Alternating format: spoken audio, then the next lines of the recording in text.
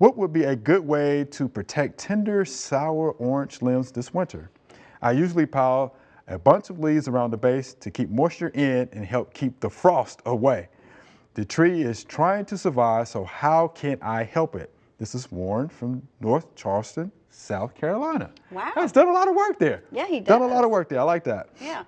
So he wants to be able to protect the tender limbs this winter from that frost, right? Yeah.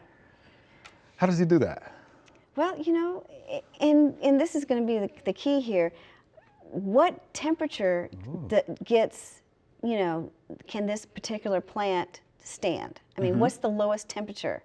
And then when the temperatures start getting that low, or he knows it's going to get that low, that's when I would take action, because I don't think he wants to keep it covered all winter long. Probably not. He probably doesn't need it. But I would find out, you know, what temperature it doesn't like. And then I would use, there's a lot of frost blankets out there. And you could put straw around it, because straw is very airish. You know, it's not going to beat down itself too much. Okay. And then the frost blankets and things like that around it. And if you want to put it, you could put it, if it's going to be really bad, put a tarp over it. And you know, for a few days, or for us, it was a couple of weeks. We had really cold temperatures. But yeah, I would do that. It can be saved.